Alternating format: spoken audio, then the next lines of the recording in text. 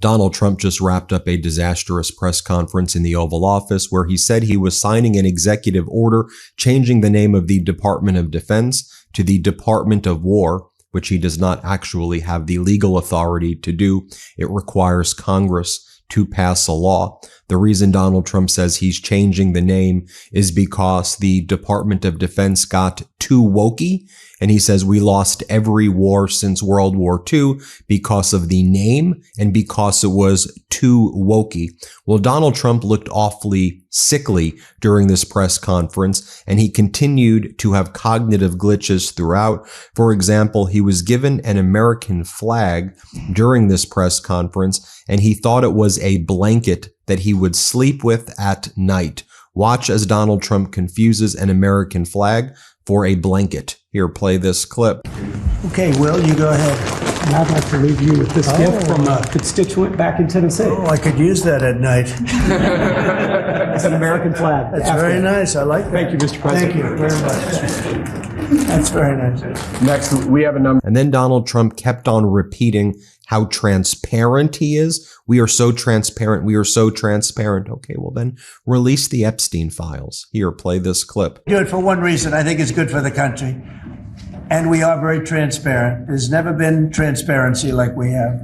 There's nothing to hide. So thank you very much on this, Will. Great job. Then Donald Trump kept on talking about grass and how grass is his thing and he knows all about grass and grass has a life just like you and me. Here, play this clip. We're going to take the broken tiles off the tunnels and put brand new tiles up, and we're going to regrass all the parks. They're going to be regrassed by people that build world-class golf courses and not necessarily people that work for me, because I don't care about that. I just want to, I'm very good at grass. You know, grass has a life just like you have a life, right? It has a life. Well, this grass has been up longer than, it's like 4 lives, okay? That's why there's a lot of areas where there's just no grass. But we're going to regrass all of the parks. Then Donald Trump talks about the horrific job numbers that came out today and all the horrible economic indicators. And Donald Trump said that next year's economy should be blamed on Biden also, but things in 2027 and 2028, they may be good, those numbers, so he should get credit for those numbers, but it's not going to get good next year. That's Biden's fault as well. Listen to what he says here. Play this clip. Well, I heard, and you know, we were on a very downward path with Biden, and I heard that the most we could do is 1% GDP, and now I'm hearing 3.2% and 3.5% and all. And our big year won't be really next year. I think it'll be the year after, because when these plants start opening up, it takes a period of time to build them. We're going to have tremendous job growth. But then Donald Trump brags and says the economy's doing great and we're at a level never seen before because the tariffs have been so great. But Donald, you just said that we're not going to have a good economy now until 2027 and that we should blame Biden through 2026. Here, play this clip. It's just vital for the country. Vital. Absolutely. We're at a level that we've never thought we'd be at, and it's because of the tariffs. Then Donald Trump said the last time he took one day off, people started claiming that he was dead. Here, play this clip. Last time I took a day off, everybody said bad things happened to me. You know that, Seb? I took one day off. I didn't take it off. I was working. In fact, I was here. But I didn't do a news conference, and they said bad things happened to the president. That's why that's fake news, Mr. President. It's fake news. You know, well, it actually wasn't that you took one day off, Donald. You actually were gone for 7 days. You purported to golf for 3 of them. And then there was another 4 days, as Rose Benson explains, that you were just entirely unaccounted for. And there were just bizarre representations of where you were that don't make any sense. Then Brian Glenn, Marjorie Taylor Greene's boyfriend, who's for some reason in these press conferences, he tells Donald Trump, there's a blue tent outside that we shouldn't like. There's a leftist in a blue tent outside the White House. And then Donald Trump basically instructs his military to go rough up the person in a blue tent outside of the White House. Here, play this clip. Yeah. Amazing job in crime. Yeah. Just out front of the White House is a blue tent that originally was put there to be an anti-nuclear tent for nuclear arms. It's kind of morphed into more of an anti-American at sometimes, anti-Trump at many times. Where is this blue tent? Right in front of the White House on the north lawn, on the other side of the Black Gate in Lafayette. I haven't known this. All of us in here walk right by it every day. It is an eyesore. Oh, I didn't know that. Well, let me explain a little bit further. Take it down. Take it down today, right now. Nobody told me that. So you're saying there's a blue tent? It's been there for 30 plus years. It was originally a peace tent, but it's kind of morphed into something. Yeah, morphed into radical left. Okay. Well, but I've heard. Is it in the Ellipse? Where is it? No, it's in Lafayette Park. It's actually Lafayette Park. Take it down. Donald Trump then says that he will not be going to the G20 in South Africa, but that next year he'll be doing the G20 at his hotel in Doral in Miami. Here, play this clip. The G20, sir, is there any update on your plans to attend this year's G20? And then are you saying for next year? I won't be going this year. It's in South Africa. I won't be going. JD will be going, great vice president, and he looks forward to it. But no, I won't be going to that. And then I'll be guessing. And Donald Trump said that he actually didn't want the G20 to be in Doral. He didn't care. He said, but all of the world leaders insisted that it be done at the G20. And he goes, I'm going to lose money off this deal. I'm not going to make any money. Sure, Donald, you are a fraud, a criminal, and a felon, and you lie about everything. Here, play this clip. Yes, it's going to be a Doral. Yeah. You considered that with the G7 last time you decided against it. Why go forward with it? Well, I think that everybody wants it there because it's right next to the airport. It's the best location. It's beautiful everything. They actually requested that it be there because the location is the best. And we will not make any money on it. You know, we're doing a deal where it's not going to be money. There's no money in it. I just want it to go well. And it's going to be each country will have its own building. I think it'll be really a beautiful thing. And Doral's been very, very successful. One of the most successful properties in the country. So then in announcing why he was changing the name of the Department of Defense to Department of War, which again, he doesn't have the legal authority to do, he says we won World War I and World War II, but we got too wokey. It was too woke of a department, and that's why we lost the wars. Dude, you are a draft dodger. You claim that you had bone spurs, and you dodged the draft 5 times.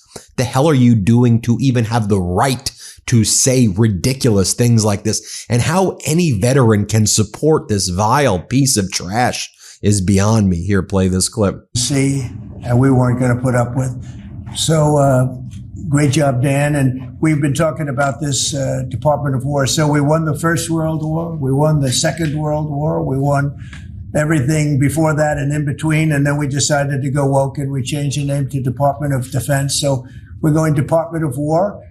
And I'd like to ask our Secretary of War to say a few words. Pete Hegseth. I think it's a much more appropriate name, especially in light of where the world is right now.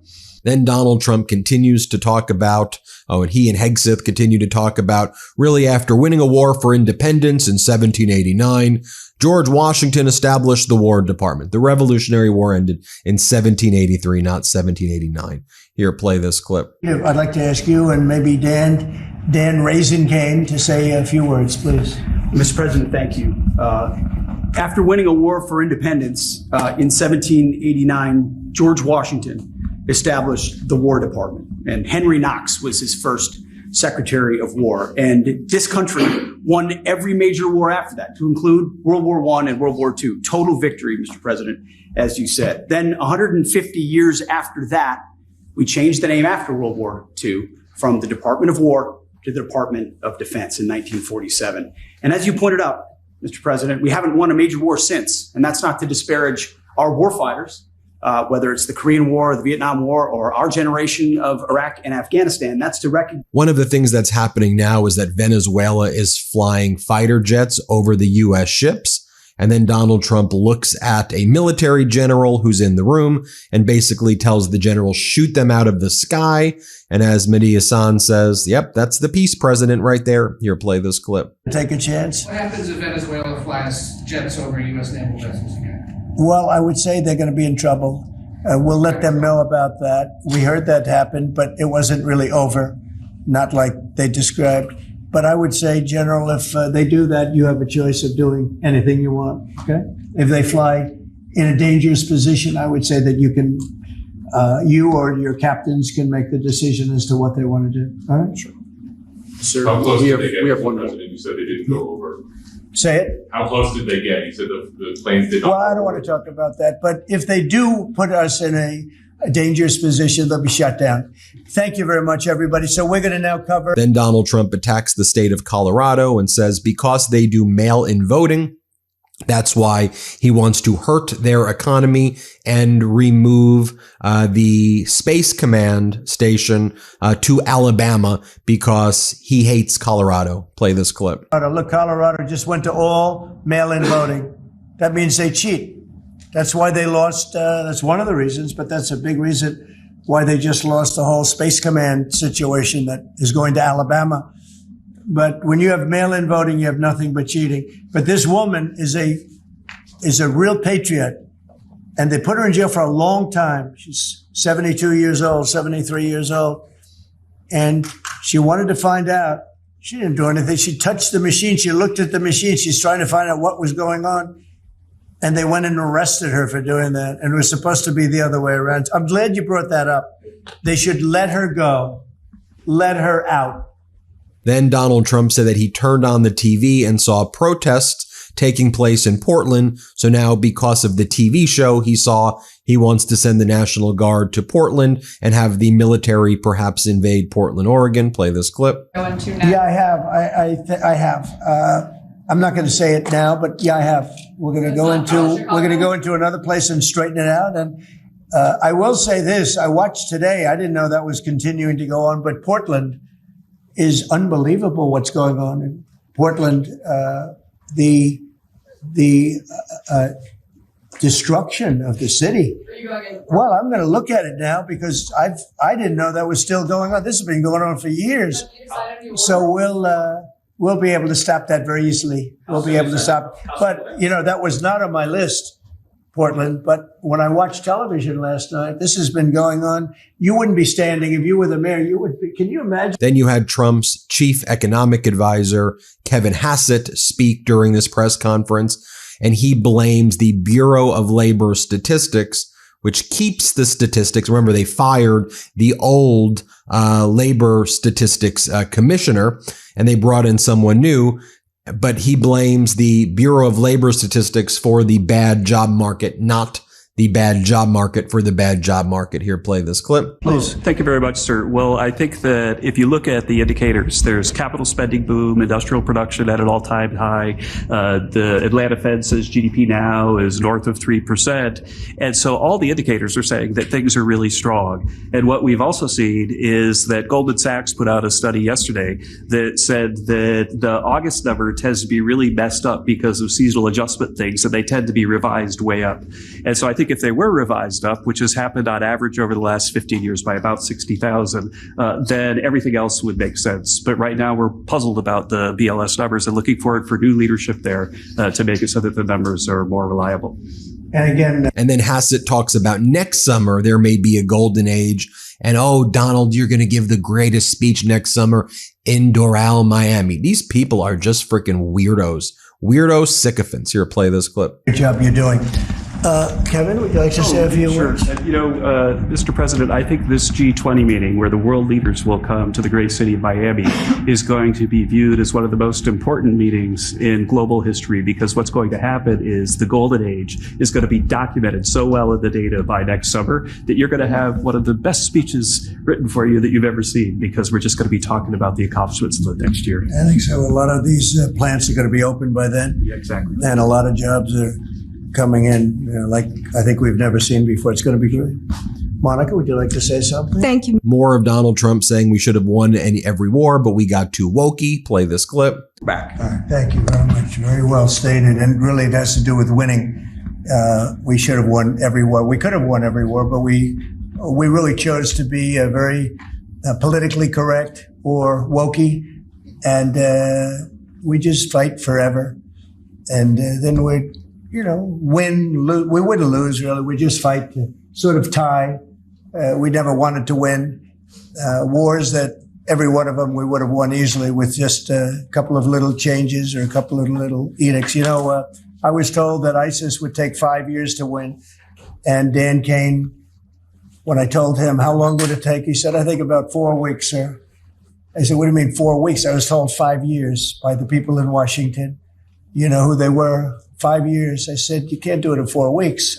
Trump considers inviting Vladimir Putin to his hotel in Doral. Play it. Poland, already I've issued them an invitation. They're great. They were just here, as you know. Great leader, great new leader. One of the big surprises, I was so happy I endorsed him, actually, and he won. And he's going to be a great leader of Poland. But I've invited Poland already. What about Russia? What about Russia? Oh, that's interesting. I haven't thought of that. No, I haven't thought of that. That's an interesting question. I'm going to think about that for a little while. India and Brazil. Mr. President, And then Donald Trump says that he doesn't need Congress's approval in order to codify the name change of the Department of Defense to the Department of War. Donald Trump is saying that he is a dictator. And what Donald Trump will do is now he'll start to threaten the media. If you call the Department of Defense, if you call the Department of War, the Department of Defense, you're going to get banned and you're going to get sanctioned and all of this. It's the Department of Defense. Okay. It is against the law to call it the Department of War, regardless of what he says. Here, let's play it. But without the strength, we wouldn't have settled any of them. Yeah, please. Mr. President, is it your expectation that Congress will codify this name change in the law? I don't know, but we're going to find out, but I'm not sure they have to. We're signing an executive order today, but we're going to find out. We're going to see. If they do, we're going with it, and we're going with it very strongly. There's a question as to whether or not they have to, but we'll put it before Congress. Do you know how Well, there you have it, folks. Let me know what you think.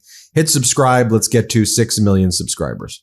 Can't get enough Meidas? Check out the Meidas Plus Substack for ad-free articles, reports, podcasts, daily recaps from Ron Filipkowski, and more. Sign up for free now at MeidasPlus.com.